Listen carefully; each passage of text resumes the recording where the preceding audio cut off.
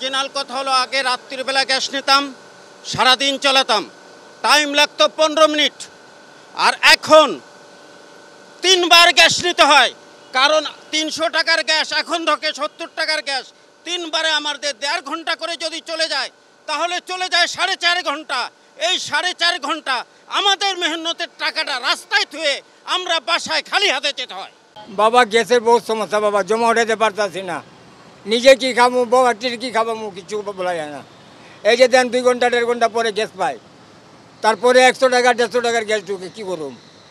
কিছু করার নাই বাবা।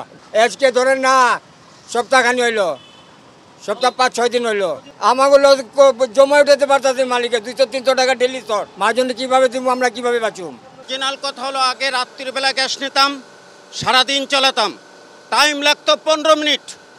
আর এখন 3 বার গ্যাস নিতে হয়, কারণ 300 টাকার গ্যাস এখন ধকে 70 টাকার গ্যাস।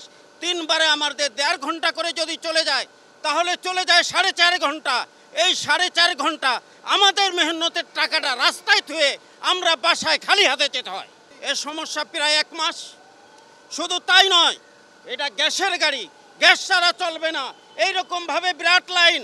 সার্জেন এসে এই কাগজপত্র দেয়, আমাদের কাছ থেকে কাগজপত্র নিয়ে এরকম একটা স্লিপ ধরায় দেয়, আর না হলে 2 থেকে 500 টাকা দিতে হয়। আমরা যেন এদেশের নাগরিক নয়, আমরা যেন এদেশে বেঁচে আছি, আমাদের কোনো দাম নাই। যদি দাম থাকতো তাহলে আমাদের এই অবস্থা হতো না। হ্যাঁ, অবশ্যই আপনি যে মহাখালী যান, এখন এরকমভাবে যে জায়গা বেশি ভিড় যান, যে দেখেন সার্জেনে কী করে, ড্রাইভারদের মাথা খারাপ করে দেয়। বিগত 1 সপ্তাহ যাবৎ গ্যাস নাই, গ্যাসের ক্রাইসিস। এটা কি মাননীয় জ্বালানি মন্ত্রী কিছু চোখে দেখে না? এইভাবে যে এতগুলো গাড়ি প্রত্যেকটা পাম্পে সিরিয়াল দিলে সার্জেনে মামলা দেয়, এই তো সমস্যাগুলি, এগুলো কি জ্বালানি মন্ত্রী দেয় না? একটা গাড়ি যদি খালি একটু রং পার নিয়ে যায়, তাতে সার্জেনে ধরে মামলা দেয়। আর সিরিয়াল ধরে গেলেন তো সময় সময় সিরিয়াল ভাঙিয়ে দেয় সার্জেনে। এই হলো অবস্থা। বাংলাদেশের গ্যাসটা নিল এই সিএনজির জন্য, গাড়ির জমা 1 টাকাও কম নাই, গাড়ির মালিকের পুরাপুরি জমা দিতে হয়। জমা বরঞ্চ সরকার যা নির্ধারিত রেট তার চাই আরও বার্তা দিতে হয়।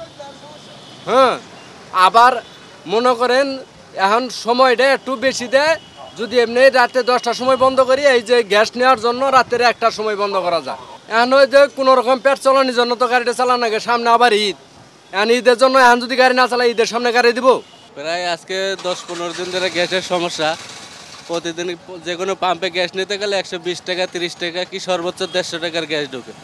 ওই গ্যাস দিয়ে 700-800 টাকা ভাড়া মেরা, আবার সিরিয়াল দিয়ে 2-3 ঘন্টা বসে থাকতে হয়।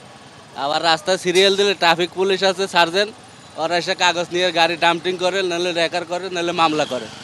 আর গ্যাসের লেগে আমরা খুব সমস্যা আছি। আমরা জমা দিই 1200 টাকা, ইনকাম করে 2-3 বার গ্যাস নিতে হয়, প্রত্যেক দিন 2 বার নিতে হয় গ্যাস। নেওয়ার পরে হয়তো 2000 টাকা কি 2200 টাকা ক্যাশ করা যায়, তার ভিতরে 300 টাকার গ্যাস যায়, 1200 টাকা জমা দিতে হয়।